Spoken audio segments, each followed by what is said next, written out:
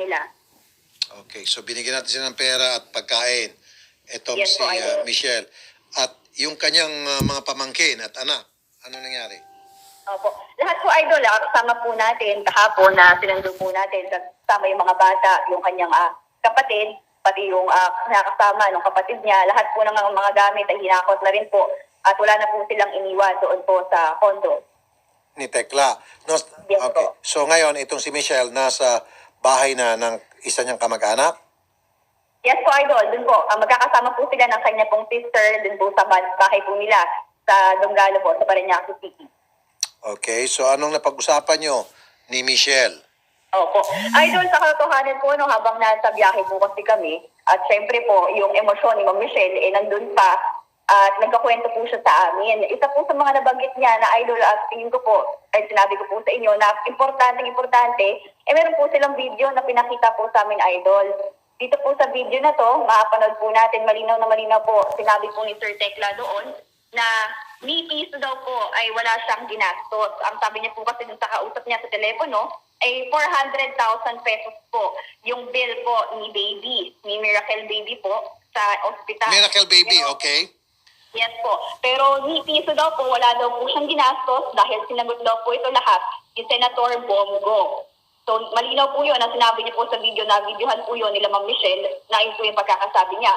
Ang naramdaman lang po ni Ma'am Michelle na naikwento po sa amin, nagtataka po siya. Saan po napunta yung lahat ng donation na dinonate po ng mga tao para dito po sa kanilang anak? Dahil nabanggit niya po, isa po sa mga nag-donate sila Sir Michael B., Sir Willie Revillame, si Senator Bong Revilla, pero ni piso po wala daw po siyang nahawakan doon. Okay. At nasabi ba sa'yo ni Michelle kung magkano pera ang na-donate ng mga celebrity para doon kay Miracle Baby? Opo. Nila Yes po, Tekla?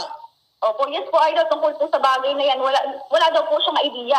Dahil si Tekla lang daw po ang humahawak lahat ng pera at wala po siyang alam kung magkano na po lahat-lahat nung nakatanggap pala ni Baby. Okay, sige. Salamat sa iyo, Yeda. Opo, salamat po, Idol. Okay? May video po tayo, Idol. May video? O sige Yes nga, po. tingnan natin yung video yung sinasabi ni Yeda. Na may kausap po siya. Oo, siya nag-gastos siya. Kasi ang bill ko sa hospital, magkano? Nasa 400,000. Sinagot ni Bongo lahat ng piso, wala akong nangyari. Pati yung sa colostomy niya. Ano ba yan? Oo. Kaya nga, ayaw ko muna ngayon mag-endorse eh. Hindi ko, nilalike ko lang, hina-heart ko lang yung ano niya, yung mga post niya. Pero, ayaw ko muna mag-follow kasi, siyempre, alam mo, baka mapas tayo. Kaya sa panigawado yan, eleksyon. Bit-bit ako niyan. Bit-bitin ako niyan. Kaya, sige. Okay, bibit-bitin. Tatakbo ba siya? May sinabi po siyang 300,000 na halaga doon eh. Okay, sige. Dinonate daw po. Michelle. Nandiyan naman si Michelle? Michelle, nasa video ba si Michelle? Okay, Michelle, kumusta ang kalagayan mo ngayon dyan? Medyo okay naman po. Tsaka nakahinga-hinga po ng maluwag. Okay, kumusta yung mga bata? Okay naman po, nasa oras na po yung kain nila. Okay. Ano yung 400,000 at plus yung mga donations pa na ibinigay ng ilang mga celebrities at sabi mo, wala kang nahawakan ni Cinco. Anong ibig Opo. sabihin po noon? Ano po, lahat po ng bill po ni Baby sa hospital, sa PCMC po, binayaran po lahat yon ni Senator Bongo. As in lahat po, ultimo centavos po, binayaran po lahat yon. Tapos po, ang pinagtataka ko po is, marami pong nagbigay kay Baby ng cash. Sino-sino po yun? Senator- Sino-sino po yung mga nagbigay ng cash? Sila Michael po, pero hindi ko po alam kung magkano totally yung binigay. Okay. Tapos ano po, meron po pong pag nagla-live po siya, magpapadala po sa kanya ng Gcash, 15,000, 2,000. Ayun po, hindi ko po alam kung saan po lahat napunta. Okay. Pero yung supposed to be yung mga donation na mga celebrities na nabanggit mo tulad nila Willie Revillame, Senator Bong Revilla, Michael V, etc.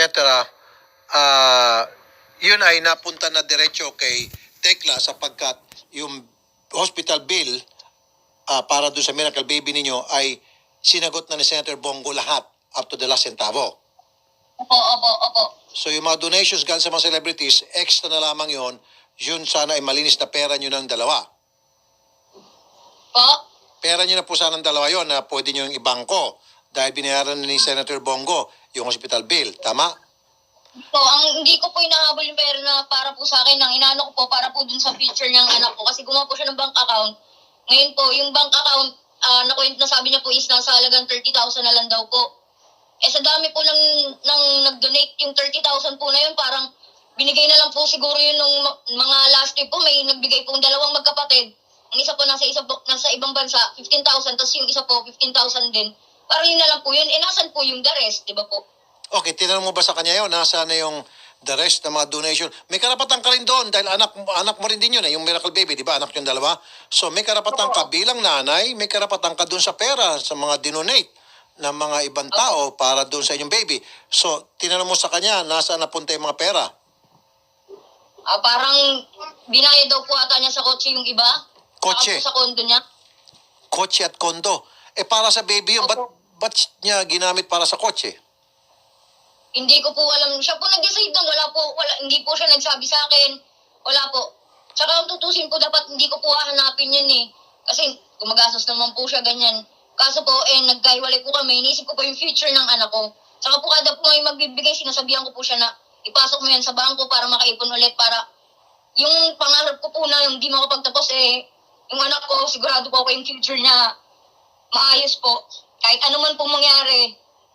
Ayun po. Magkano sa tingin mo lahat-lahat yung nalikom, naipon na mga pera mula sa mga donations? Wala kang idea. Wala po ng idea. Hindi sinasabi sa'yo? Hindi po. Baka hindi ka naman nagtatanong? Book po ng anak ko, hindi po pinapakita sa akin. Walang karapatan makita yung bank book ng anak mo. Parang ganun po, sir. So sino nakapangalan sa bank book, sa account?